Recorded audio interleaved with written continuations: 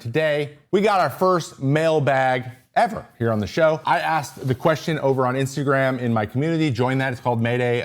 It's 5,000 people in there. We have a blast. I get to ask all kinds of cool questions. I get great answers. And then I also asked in my community page, I put a post on YouTube, and our beautiful YouTube vidders over at Trevor May Baseball gave us some good questions too. So I have a list of a lot of questions, and we are going to get right into them. And I'm going to give you my best breakdown, my deepest dive possible on these things as well. So without further ado, let's get right into a little bit of questions. We love doing questions here. Okay, first up from Redhead Man. I've heard a lot about it. The owners are going to be fighting for the CBA, but what do you think the players will be lobbying for?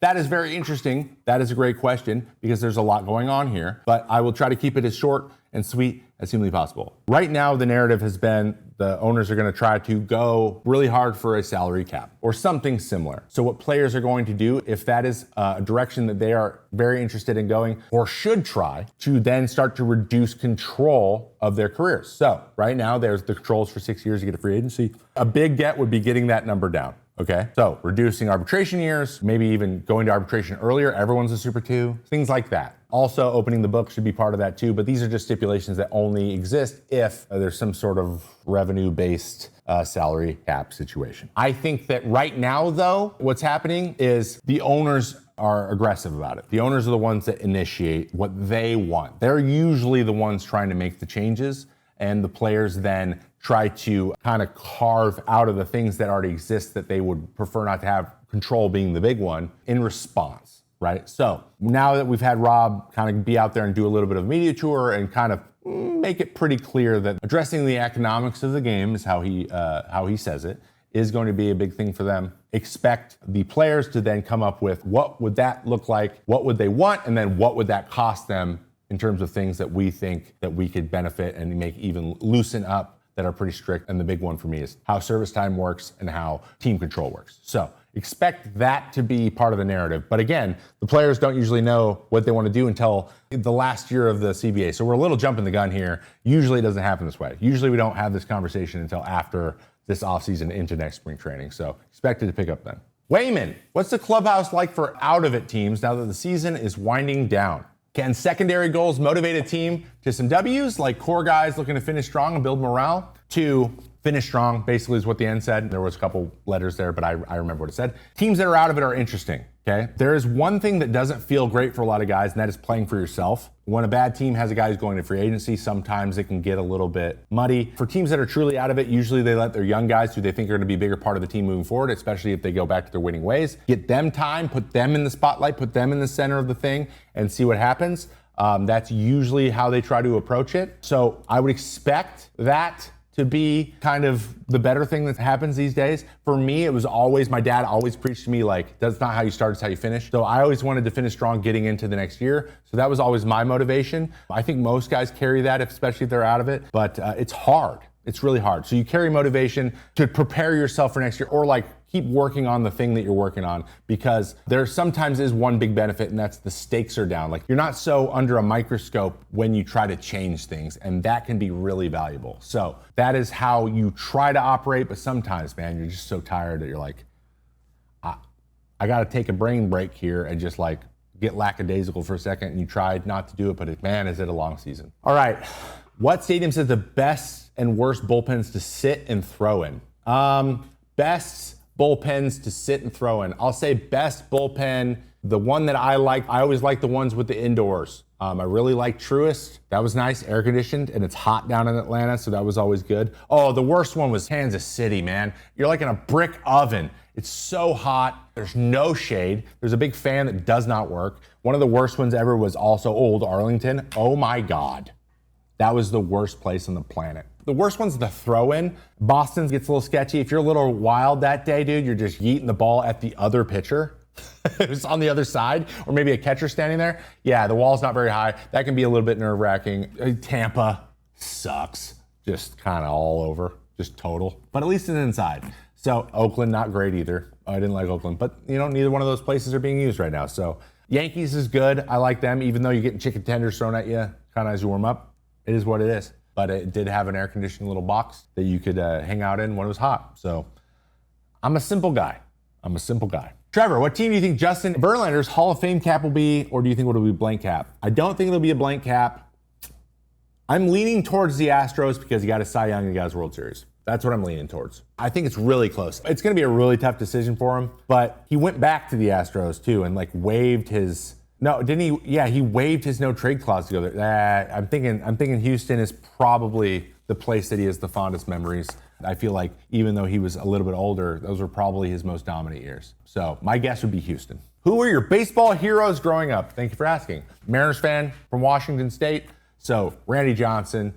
Edgar Martinez is probably my overall favorite player ever. Ichiro, Ken Griffey Jr., Jay Buhner, even going to like the Dan Wilsons, John Olerud's, all these guys I really looked up to. But pitching wise, Randy Johnson was my dude. He was left-handed though. I don't throw like him. And Nolan Ryan, could watch Nolan Ryan clips all day. The ride heater before ride heaters were a thing. Those are my big guys. And then probably the last one maybe that really got me to the big leagues was Jamie Moore. Because I remember my dad pointing at the TV and be like, Trevor, you're 13 and you throw harder than him right now. You could play in the big leagues. And I believed that. And then I went to the big leagues.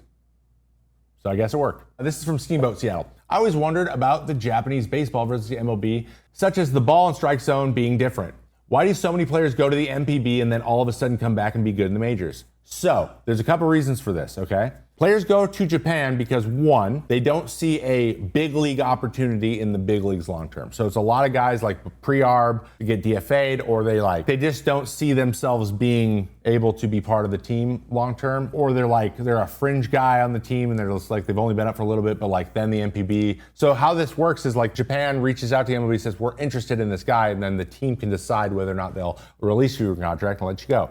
Then in Japan, you're paid better. These guys are like, okay, I'm making $700,000 here. They're going to give me like a 2-year, $4 million deal. That's real money. I don't think that I'm going to get an opportunity in the big leagues for that. So I'm going to go try to do this. So what it does, it serves as your developmental time. So instead of being in the minor leagues and kind of forgotten about, you can go over to the Japanese league where the competition isn't quite as good usually, though it is getting much better. Like, I think the top players are obviously good enough. There's just less of those top players than there are in the major leagues. The range of talent is wider there, though it is getting better and better and better. In Korea is usually the guys who are like minor leagues or Korea, they'll go to Korea and they'll come over, like Eric Fetty did, for example. So these guys go over there thinking that they're gonna be in the minor leagues here, or it's very likely, and they're like, I want an opportunity to play at a high level and make a little bit more money. And then what they do is they develop in Japan in a high level. They find some success, they find something that works, a breaking ball that works, command that works, something works, and then they come back and they get an opportunity again. And the major leagues have more and more over the years recognized that success in Japan has translated. So that's why it works that way. That's usually how it works. This is a good one. If you had to recast Major League with former teammates, who's your Vaughn, Taylor, Hayes, Serrano, and Harris? And what about Dorn? I'm gonna do this. I'm gonna really, really try to nail this, okay? So Ricky Vaughn, ooh. I want to say a guy I played in the minors with, but I don't know if a lot of you guys will know who he is. His name's Jason Knapp, and he acts exactly like Ricky Vaughn, but I won't say him. I'll do a big league guy. Ricky Vaughn is Jake DeGrom. The rookie comes up, he's just electric. He's kind of a little bit of a loose cannon, which I've heard. Old Jake DeGrom was a little bit of a loose cannon when he was a rookie. My Jake Taylor, oof.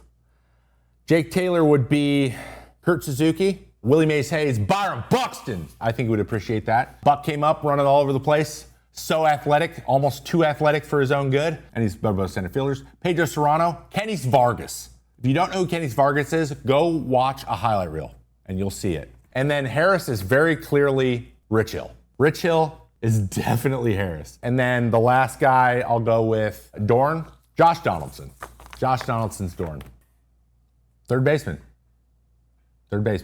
All right, moving forward. Are there any cool kickbacks or bonuses of any kind from trading card companies? Like, do you get anything other than handcrafts or for signing certified auto cards? Or do you get like any of the baseball cards basically you're featured in? Yes, so you can get one of the pretty exclusive ones. You don't get the one-of-ones, obviously. Though sometimes they make you a one-of-one, which is cool. That never happened for me, but that happened for the guys who were like actually big deals. You get paid obviously really well per signature, which is cool, which is the big part of it. That's why we're willing to sit there and sign 10,000 things in one sitting, is because you get paid well for it. But oftentimes they give you like a sample, so you get a lot of the default cards and then you get a couple of the limited ones. So you get like one of 25s, maybe one of the 1 of 10s sometimes. And then if you really want one, you can ask for one. If you want a top 1 of 5 or a special one. If you're a card guy, they'll work with you. So it's kind of a cool thing. But like, if you don't ask, like I wasn't huge on it. I have a bunch of cards, but I wasn't like asking for them. I kind of regret not doing that. But it's pretty cool. And then you get like there's a kickback. You get $500 a year for licensing as well. I mean, it's something you forget about, which is nice. I mean, it's pretty cool. All right, what's a pitch you tried to learn and could never get the hang of? Like if you could add a pitch to a fastball, curve, slider, change base, what do you think would be the most lethal?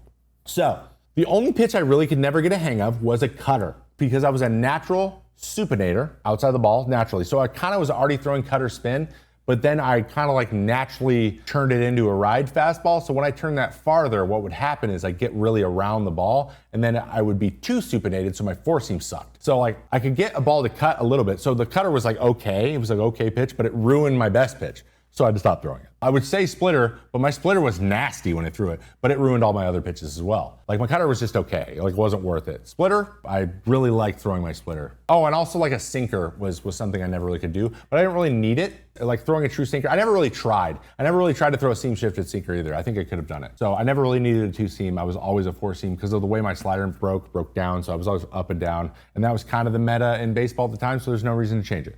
But cutter was always the pitch I really struggled with, especially as a starter. What is the living situation like for a player who might see multiple organizations in the span of 5 years? Do athletes have access to special 4-month lease apartments? How many home cooked meals do you get in a busy traveling season? Home cooked meals? Meaning very rarely do I cook at home, but you had food prepared for you all the time. So it's like, that might count, right? It wasn't like restaurants were catering every time, but yeah, not a lot of home cooked meals. In terms of leases, there were very few places where you get a 6-month lease, which is the length of the season, and hopefully you get those. But the most of the time, you were signing like a year-long lease and then trying to get out of it early. That's usually how it worked. It was a headache, really annoying. Sometimes you can stay in business professionals. Some guys stayed in the hotels, so they literally went on the road to a hotel, back home on a hotel, whatever, living out of a suitcase. That sucks. Matt Belisle, who played until he was 40, basically just kept everything in his truck and just lived wherever. And not to say he was like homeless. He didn't live in his truck. What I'm trying to say is he just like everything he ever needed was always in his truck. So if he got traded or whatever, he just sent his truck wherever he's going and he had everything he needed. He's a very simple guy. But he would just kind of stay in extended stay places for a month here, a month there, whatever. Or just like someone wanted a roommate and wanted to split rent or whatever, that sometimes happens. He was just very simple. And he was good with that. That drives me crazy. I have to have a home base, so I would always rent. But yeah, it sucks. If you're a year-to-year guy, oh my God. It's just, you're just constantly moving and constantly having to plan to move. And I hate it. I think everyone hates that. I don't think everyone loves it. All right, love the anecdotes about clubhouses and team atmospheres you were part of. What is funny or otherwise interesting clubhouse story you've never told before?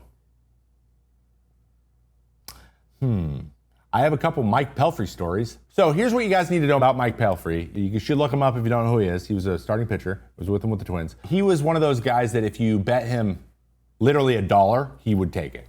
Like he loved to prove you wrong. So one time, and then Phil Hughes and Glenn Perkins and Ricky Nolasco, sometimes they would just like do little simple stuff. They'd be like, hey man, bet you can't eat that entire baker's dozen of donuts in one sitting. It was the day he wasn't pitching, and he did it. It was disgusting. I watched him do it. One time he ate 13 donuts in one sitting. Just sitting in the one spot, he ate 13 straight donuts. That's literally like 800 grams of sugar. I don't know how he did it. He was sweating. It was really, really disgusting. But he made it through, so I got to give him hats off. But one time, so this isn't quite a clubhouse story, but one time we're doing bunting practice. I'm in his group with him. It's the starting pitchers all bunting. It's me, it's Pelfrey, it's Nolasco, it's Phil Hughes, it's Tommy Malone or something. And Rod Carew is teaching us how to bunt. And we're on a machine. He's feeding a machine in like the bullpen. So it's like a drill we're doing in spring training. And we're done with the drill and we're like waiting to move on to the next station because that's how things were run in spring training.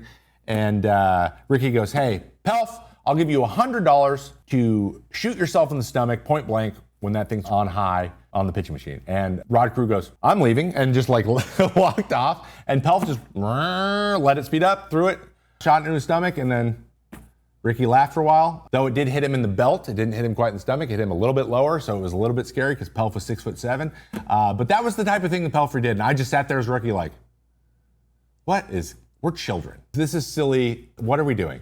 And but that's just stuff you do. And Pelf was one of the guys. Just don't challenge Pelfrey to do anything because you might just mess around and get what you want.